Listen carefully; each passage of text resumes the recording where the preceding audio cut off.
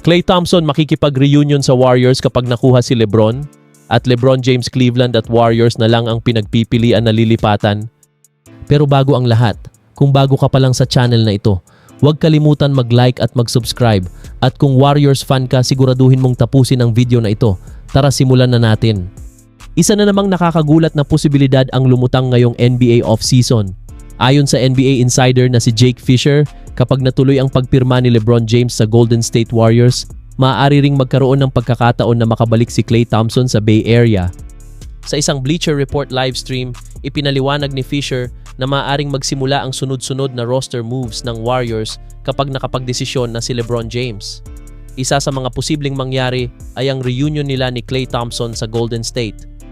Ayon kay Fisher, matagal nang interesado si Klay Thompson na makalaro si LeBron James.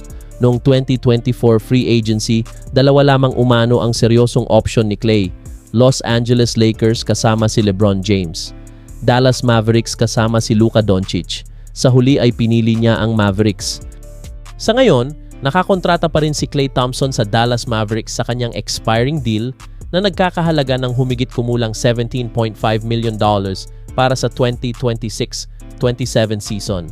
Ayon kay Fisher, wala pa siyang naririnig na indikasyon na pinag-uusapan na ng Mavericks at ni Thompson ang isang contract buyout. Kung sakaling mangyari ang buyout, doon lamang magkakaroon ng pagkakataon ng Warriors na pirmahan siya sa isang veteran minimum contract.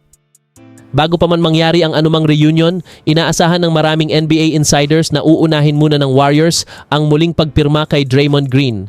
Nag-opt-out si Green sa kanyang player option upang mabigyan ng karagdagang salary flexibility ang Golden State habang hinahabol nila si LeBron James. Kung matagumpay nilang makuha si LeBron, saka pa lamang maaaring sumunod ang iba pang galaw sa roster. Sa ngayon, marami pang kailangang mangyari bago maging realidad ang reunion ni Curry, LeBron at Klay. Kabilang dito ang kailangang piliin ni LeBron ang Warriors. Kailangang magkaroon ng buyout si Klay sa Mavericks.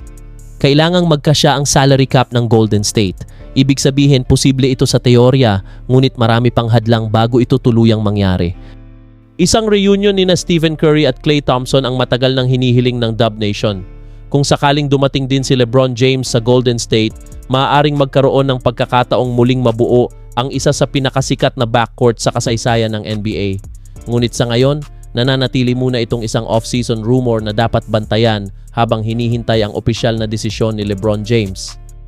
At ngayon, patuloy na umiinit ang usapan tungkol sa susunod na destinasyon ni LeBron James at ayon sa bagong ulat ng Front Office Sports, 2 koponan na lamang ang itinuturing na pangunahing kandidato para makuha ang 4 na beses na NBA MVP, ang Golden State Warriors at ang Cleveland Cavaliers.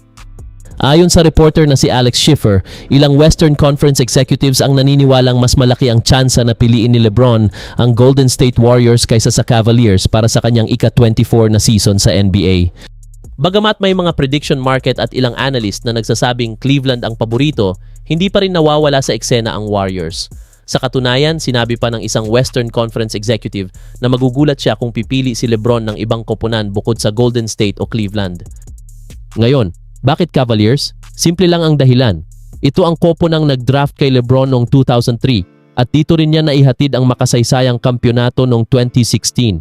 Kung babalik siya sa Cleveland, magiging emosyonal itong pagtatapos ng kanyang napakahabang NBA career. Dagdag pa rito, mayroon ng solidong roster ang Cavaliers na binubuo ni Donovan Mitchell, James Harden, kung muling pipirma, Evan Mobley at Jarrett Allen. Kapag nadagdagan pa ng LeBron, agad silang magiging isa sa pinakamalalakas na contenders sa Eastern Conference.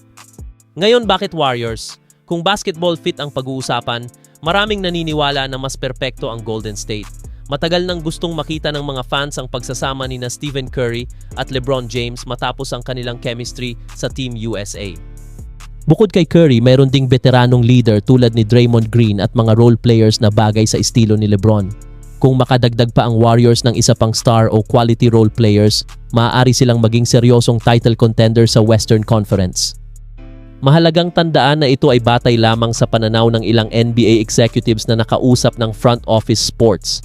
Wala pang opisyal na pahayag mula kay LeBron James tungkol sa kanyang magiging desisyon. Sa ngayon, malinaw lamang na 2 koponan ang pinakamalakas na pinagpipilian, ang Golden State Warriors at ang Cleveland Cavaliers. Habang hinihintay ng buong NBA ang desisyon ni LeBron, patuloy na umiinit ang usapan kung saan niya tatapusin ang isa sa pinakadakilang karera sa kasaysayan ng basketball. Kung Warriors ang piliin niya, matutupad ang matagal nang inaasam na tandem ni Stephen Curry at LeBron James. Kung Cavaliers naman, makukumpleto ang isang makasaysayang pagbabalik sa kupo ng kanyang pinasikat at pinaghatiran ng unang NBA championship.